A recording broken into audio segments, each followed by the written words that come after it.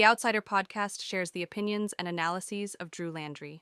They are his thoughts and his thoughts alone, and do not necessarily reflect every member of his audience or newsletter readers. Now, on with the show.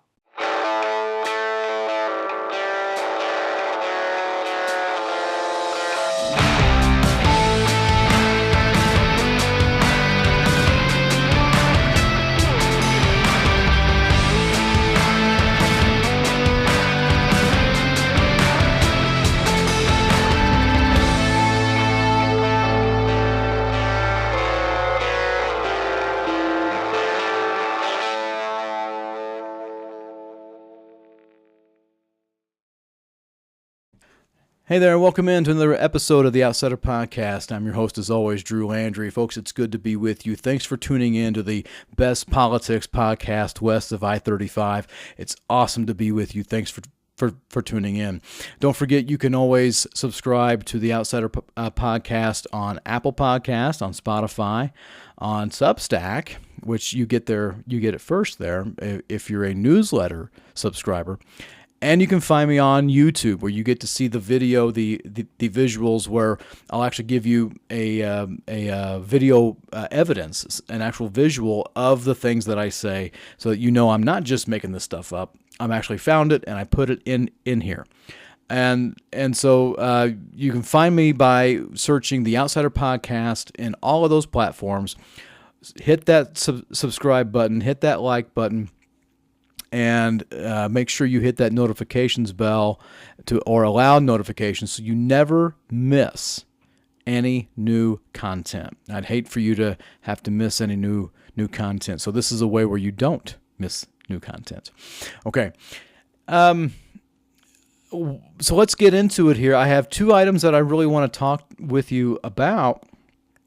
One is Senator Cornyn is getting an interesting list of endorsements for his runoff race, and we'll spend some time talking about that and who they are and what they are and why they're important. And what I want to start with, though, is the special elections that happened in Florida. All right, just earlier in this week, there were two special elections in the Florida legislature. And both of them had Mar-a-Lago in their districts. Really amazing. And so this leads us to a further conversation about something that the president doesn't like, but he also does.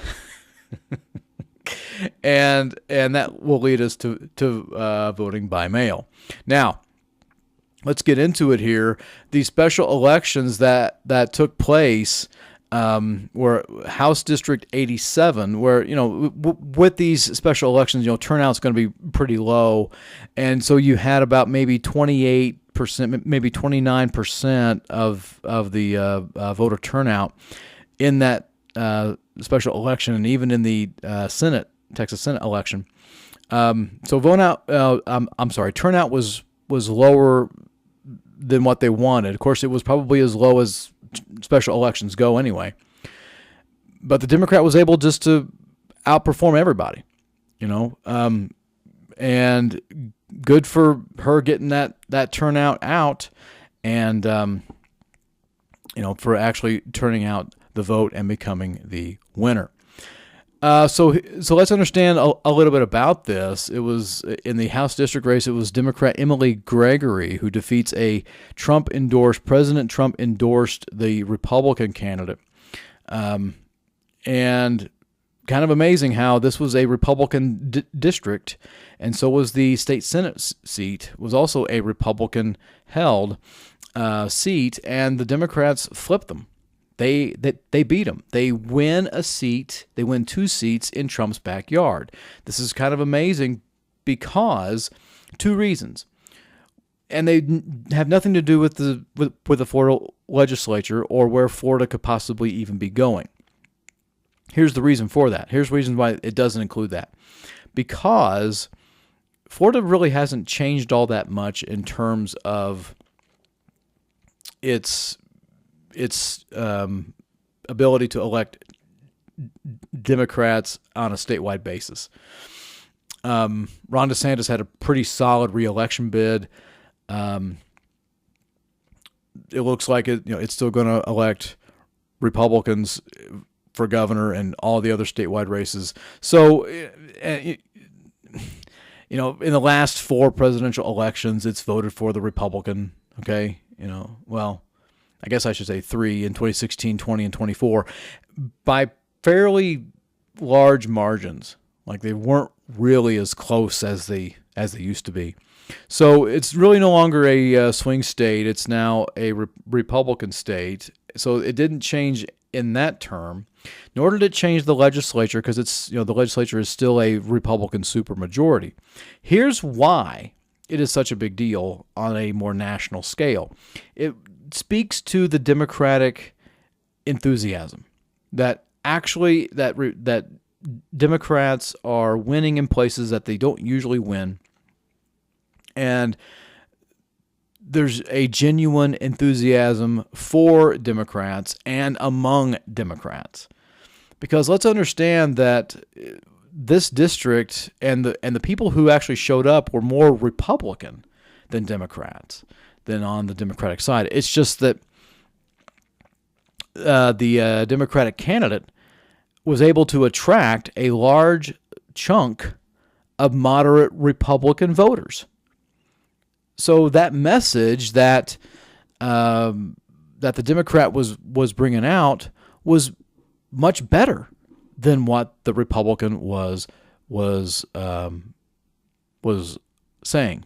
So here's where things get a little crazy. This happened in the president's backyard. He now claims Florida as his home and all that sort of thing.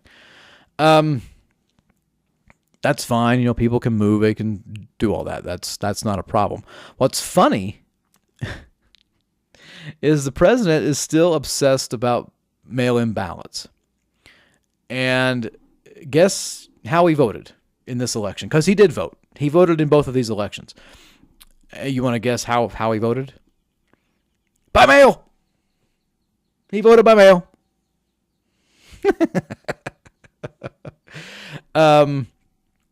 He was asked about this.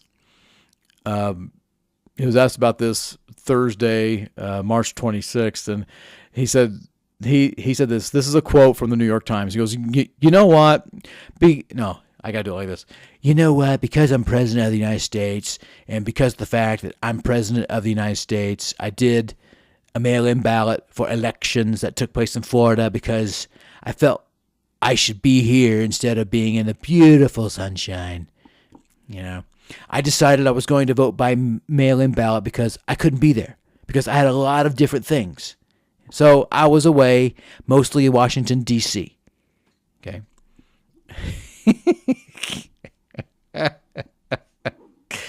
So what's his reasoning for doing it? Well, because I'm president and you're not.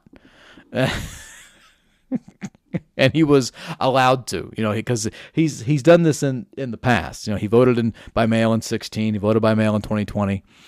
He was allowed to do that. Voted by mail, probably voted by mail in 2022 for all I know. But he definitely voted by mail in this way. And he said he had this to say. He told lawmakers at a fundraiser for the National Republican Congressional Committee, "I won with mail-in ballots. I won. But I hate mail-in ballots because basically it's a way of cheating."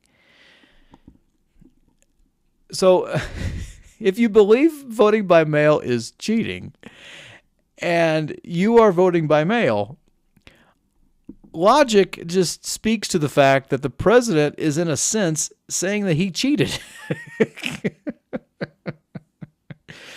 And let's also not forget that the president is a 34-time convicted felon. And I don't really think that Florida allows felons to vote. So how is he able to vote? How is he? Is this not a high crime? I mean, is this not? This is just, oh my gosh, this is so good. This is just too delicious. The irony is so great. How he hates mail-in ballots. He hates mail-in voting. But he voted by mail. And the right's not going to say anything about this. It's not going to say anything about it because they're in the cult of Trump. I mean, they love Trump. Now, he can do nothing wrong. That's the other side of Trump derangement syndrome. They just don't think he can do anything wrong. So because of that, because he did it, it's okay. But if somebody else did it, it's not okay. Let's just understand that. It's just, oh my gosh. So he likes to say that there's cheating. Look, he's so mad that he lost 2020. He's so mad that he lost 2020 that he constantly brings up this thing about how it's not safe and how there's a whole bunch of fraud happening here and all this sort of crap. Okay, so let me just do some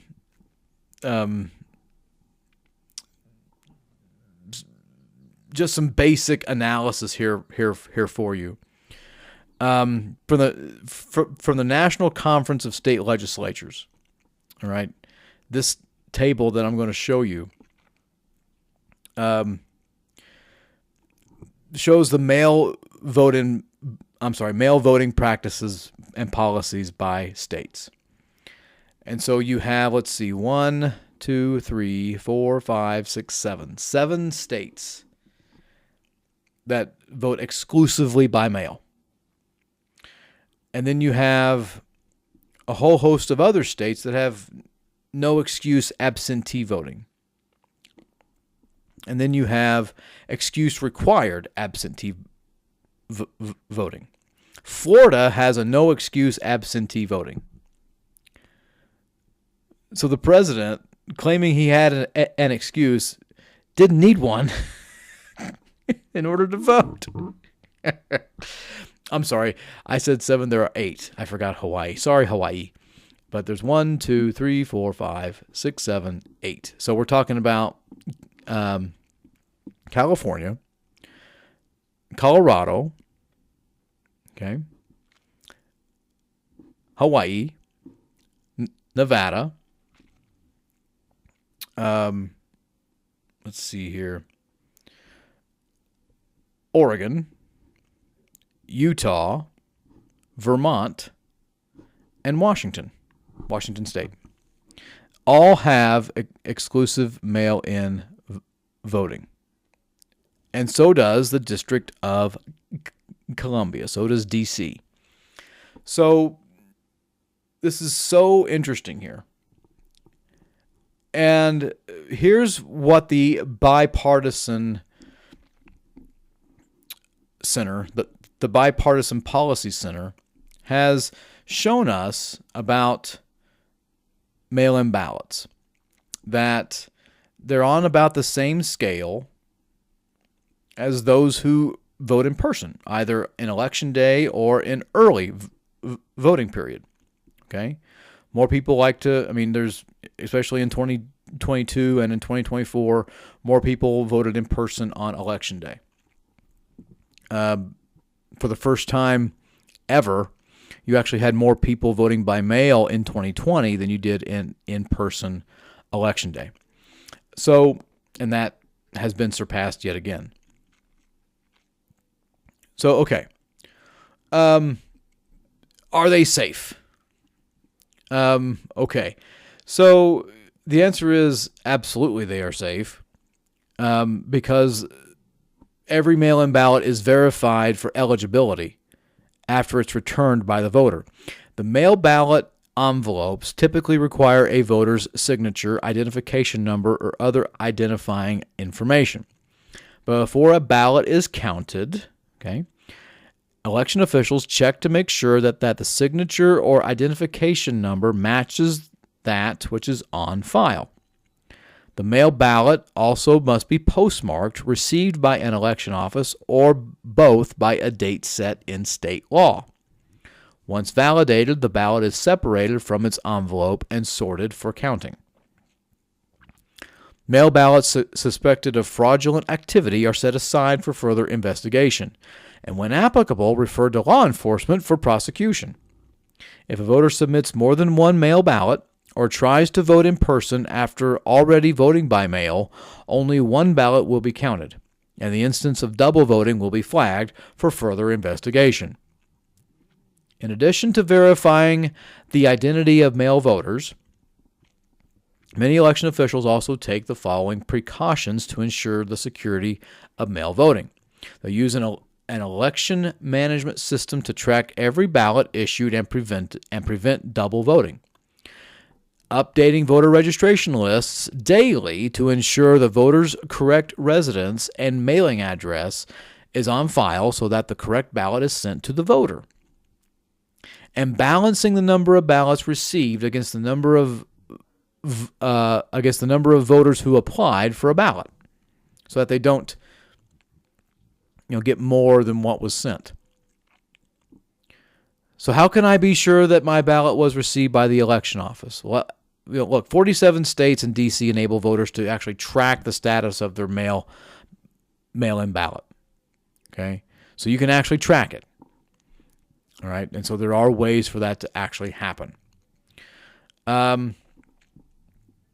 So what people like to often point to or like to often think is that somehow there's this ballot harvesting and all this sort of stuff. Look, ballot harvesting is against the law, and sometimes they happen, and they are caught, and they are prosecuted.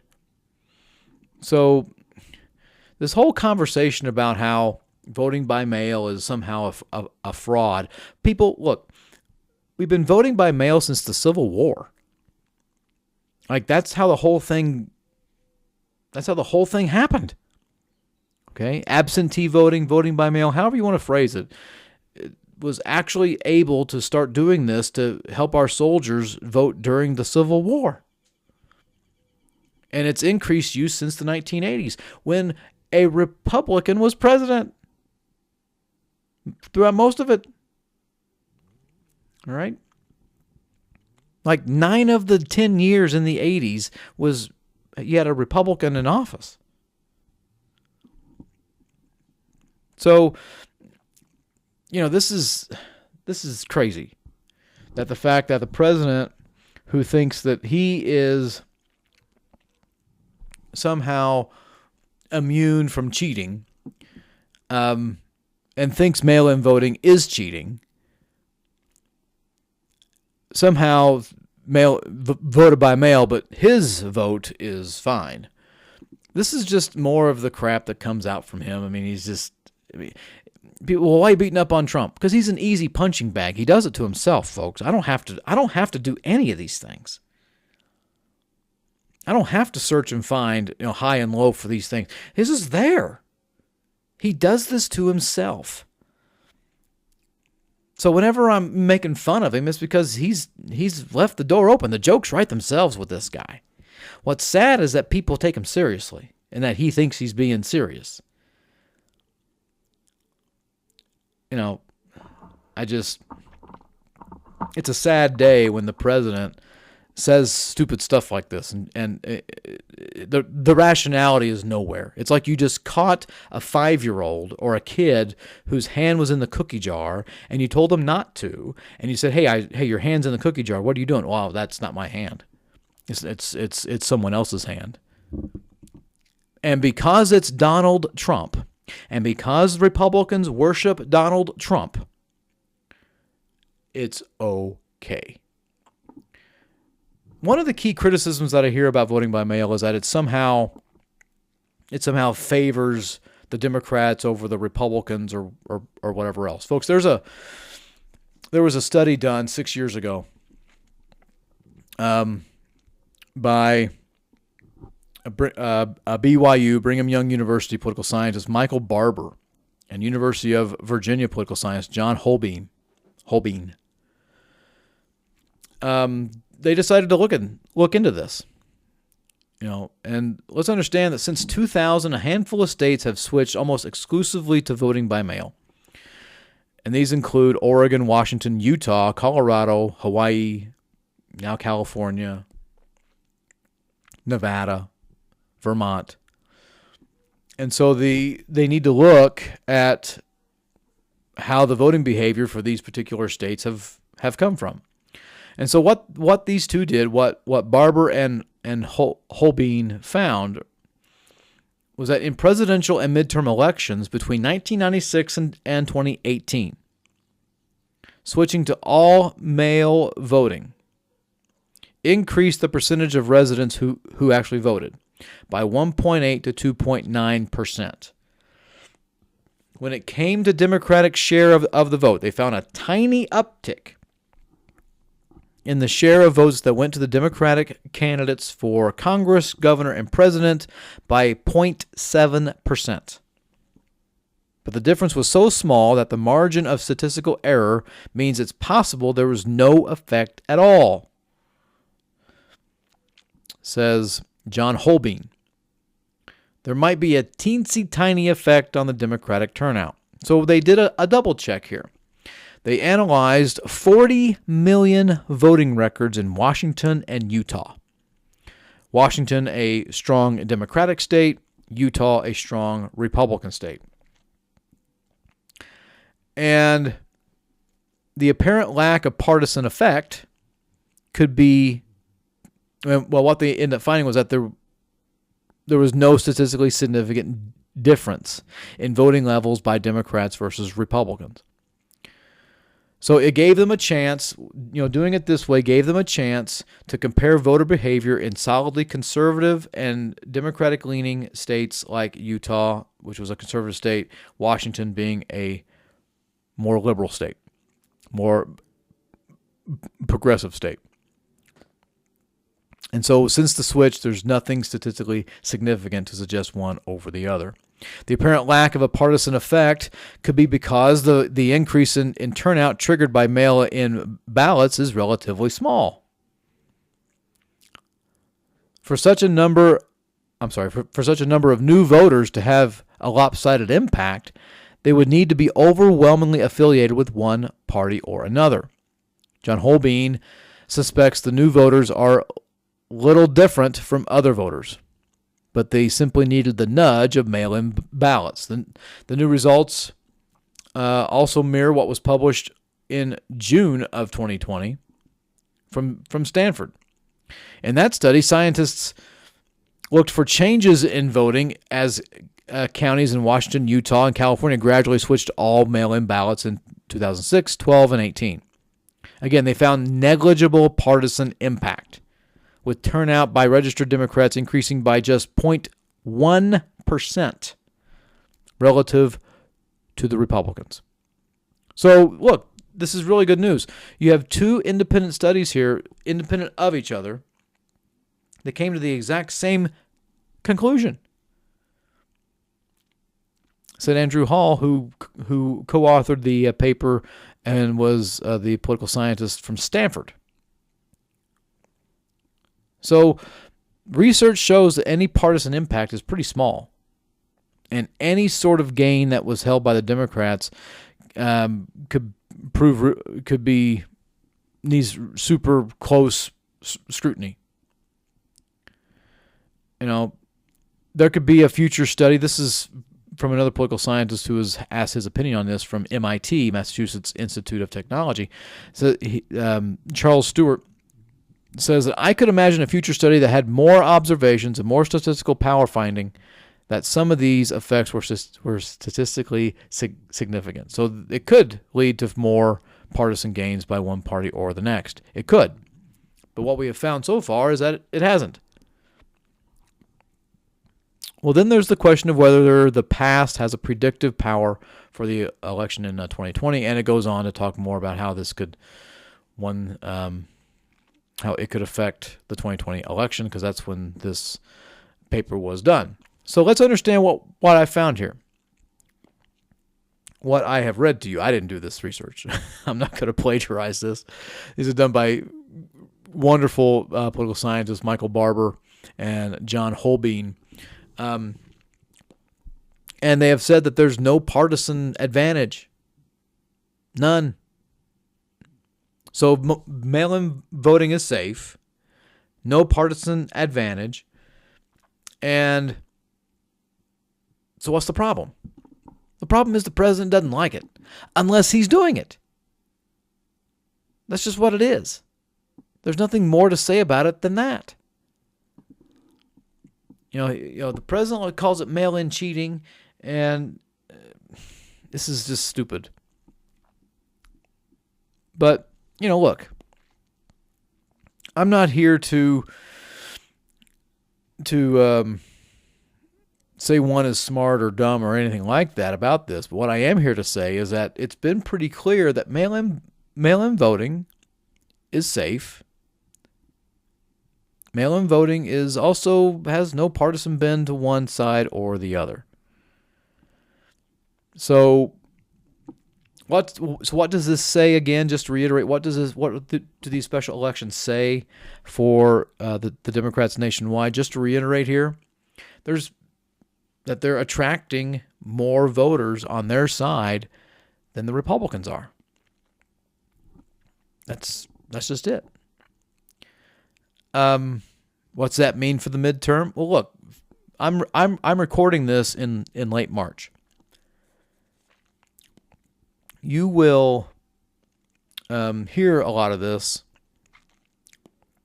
you'll hear a lot of this conversation and a lot of I told you so's in November. But what I'm here to tell you right here, right now, don't know what it means. I can tell you what it possibly means. It possibly means that there's possibly more enthusiasm on the Democratic side than the Republican side. And those in Texas can go, oh, that's Florida. Well, let's understand why that's important. There's these things called wave elections. And the enthusiasm held by one party in one state is not confined to that one state. If that was the case, then 1994 would have been a fluke. 2006 would have been a fluke. 2010, 14, 18 were all flukes, except they've happened so many times.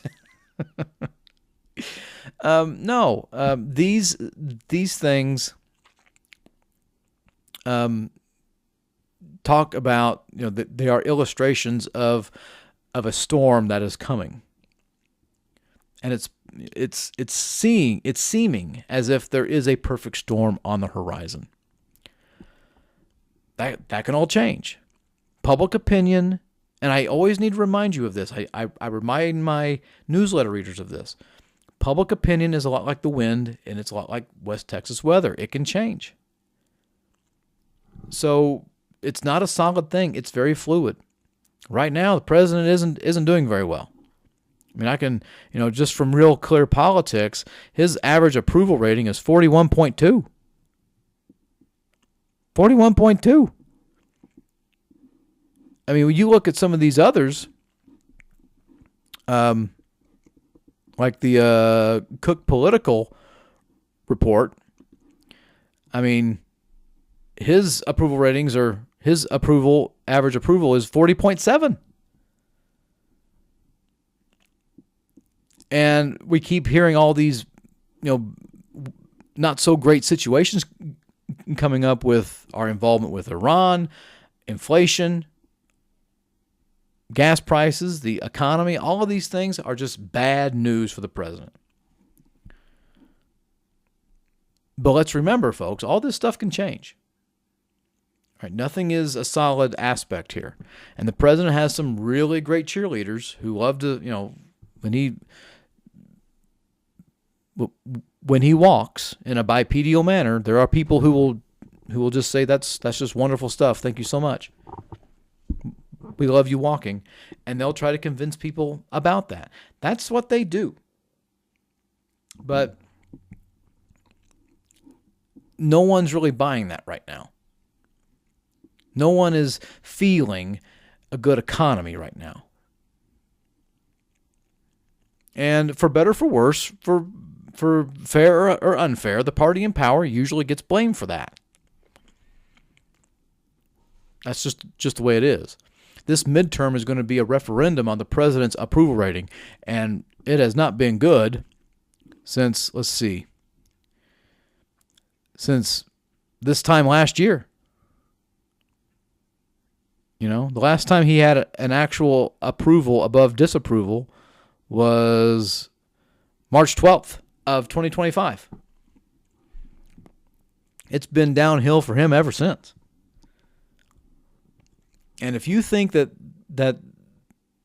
that's not a telltale sign of where things can go, you've really missed a boat. And let's also understand about favorability here. Look, Republicans are more favorable right now as a party. They're more favorable than the Democratic Party, but not by much.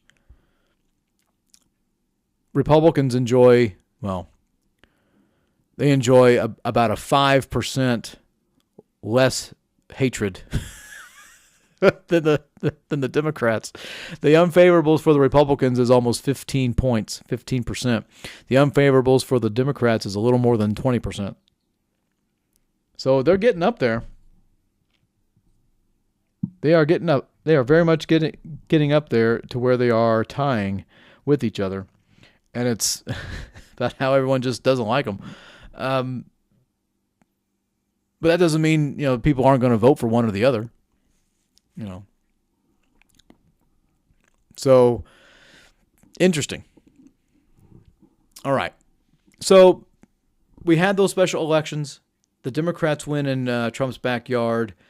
It speaks to the bigger movement, the bigger enthusiasm for the Democrats than it does with anything with going on in Florida.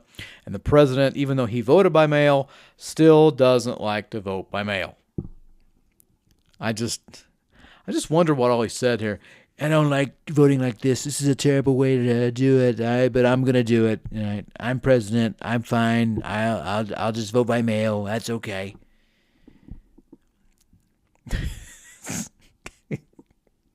I don't know. I mean, such cognitive dissonance is pretty wonderful. Good for him. Okay.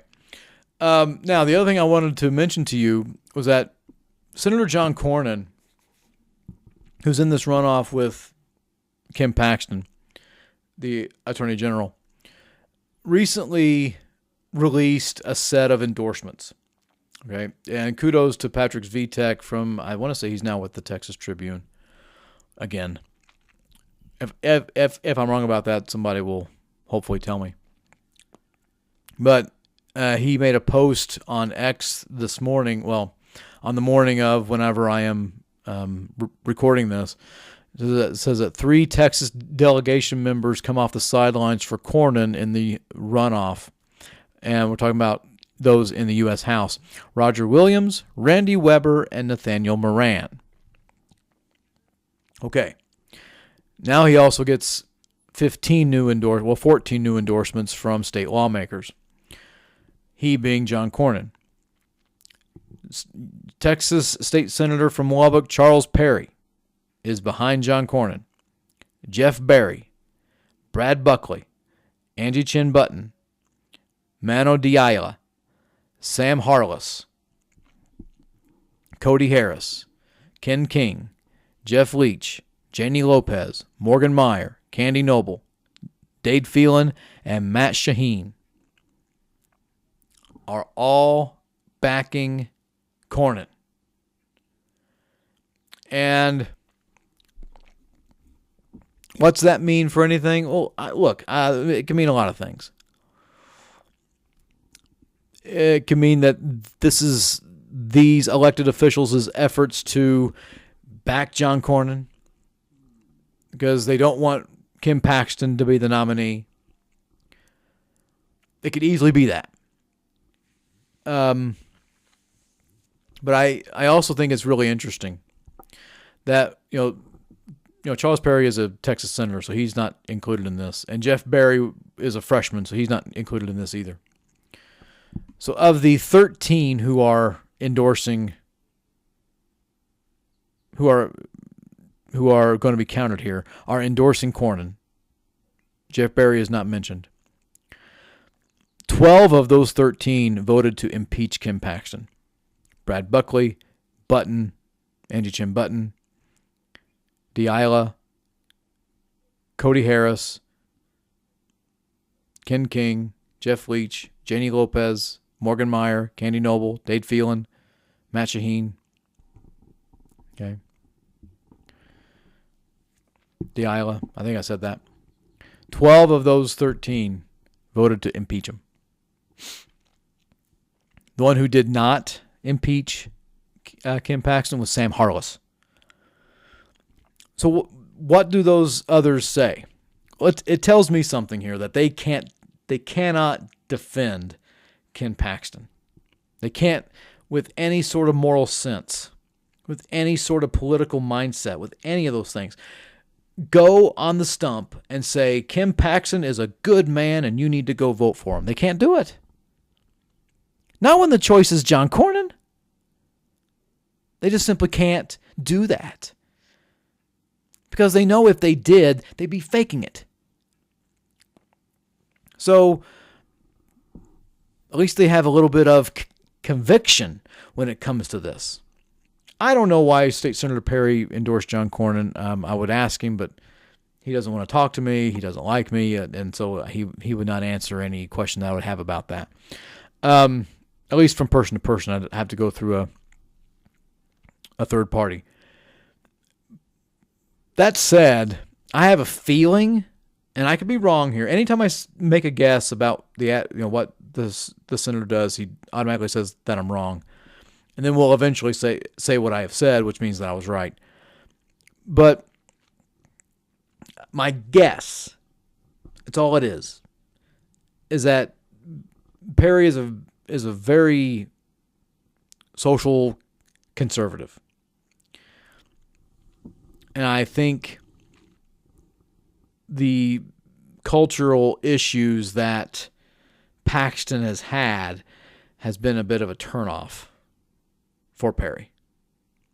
I think with the divorce and the extra affair with the Christian influencer who has like 39 kids, may have been a bridge too far for Charles Perry.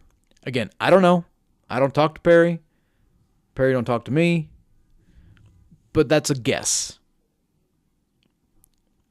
And I could be wrong. And if I am, I will admit it. I admit when I'm wrong on here. But I think it's really interesting that his name was on this list. But because he's a state senator, he had no impeach vote. But and Jeff Berry was not in the House at the time. But Brad Buckley, Angie Chin Button, Mano Diala, Cody Harris, King, Jeff Leach, Jenny Lopez, Morgan Meyer, Candy Noble, Dade Phelan, Matt Shaheen. We're all yep. They all voted yep. They all wanted Kim Paxton to be impeached. And it's a lot like Taylor Swift, and now they have bad blood. Because Kim Paxton has also gone after them in elections. He's backed them. And this is why I'm so interested as to where State Representative Carl Tepper out here in Lubbock is, and Texas House Speaker Dustin Burrows is. Now, why do I care about that? Well, look, Burrows voted to impeach Kim Paxton. Kim Paxton endorsed a Republican challenger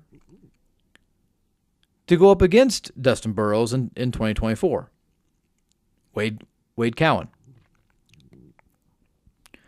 And Paxton came up here and was on the revenge tour and all this sort of thing. And Paxton lost. Burrows is victorious here. Burrows is now House Speaker. Kim Paxton didn't want Burrows to be House Speaker. But Kim Paxton has kind of licked some wounds and said, I was wrong about Dustin Burrows. Have they buried the hatchet? I don't know. Maybe. Maybe they have, maybe they haven't. I don't know. Again, Dustin Burrows doesn't talk to me. He's blocked me on social media. I can't get a hold of him. And even if I did, he wouldn't respond to me anyway. But that aside, I'm not complaining about it. I'm just stating a fact. I don't toss and turn at night about how these officials don't respond to me.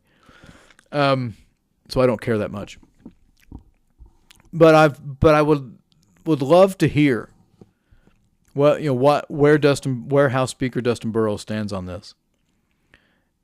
Is he going to back Ken Paxton in this primary? Has someone asked him that? And I think he ought to go on the record. I think someone has to ask him about this on the record, because Paxton and Burrows have a history. Let's just be clear about that. They have a history. And it's not exactly a good one. I mean, it was Kim Paxton who took part in that idiotic mockumentary that this activist who made called the Dirty Dozen or whatever the heck it is, trying to say that Democrats have, that they run the Texas House, which is a laugh. Anyone who really believes that doesn't know anything. I'm just telling you that right now. If you honestly believe that, then I've got some oceanfront property to sell you off Indiana Avenue in Lubbock, Texas. But Paxton he participated in that. He was very much clear that now House Speaker Burrows was part of this dirty dozen of people who blocked all the conservative things and supported all these moderates and all these rhino and all this sort of crap and all this malarkey. It's laughable. It's painfully laughable. So that's why I'm very much concerned. Well, concerned is not it. Curious whether or not Burrows is going to come out and say, Kim Paxton is a good man. Love Kim Paxton. Love him. Kim Paxton. Well, that's probably how he says it, more robotic than anything else. Is a good man. I just can't wait to hear this. So anyway, I find that interesting. Hopefully you do as well. I think those are really the big things I wanted to discuss with you in this podcast. Yes, some other things have happened. Other people have their takes on them. This is something that many people probably won't have a take on. And I wanted to give you that light. I wanted to shed that for you and give you a perspective that probably others don't have. So that said, that will be all for today. I appreciate you listening in. And folks, I hope you have a great week, great day, and thank you for listening to the best politics podcast west of I-35. Don't forget to subscribe on Substack, to subscribe on iTunes, Spotify, YouTube, and all that. Look for the Outsider Podcast. Hit that hit that subscribe button, and never miss any new content by hitting that notifications bell. Thank you so much for listening in, and I'll see you again very soon. The preceding analyses and opinions were that of Drew Landry and his alone. They did not necessarily reflect all of his podcast listeners or newsletter readers. Thank you for listening to the Outsider Podcast. Be sure to follow The Outsider on X and on Facebook. Also, don't forget to sign up to be a free subscriber to his newsletter on Substack. Just look for The Outsider. We will see you again next time.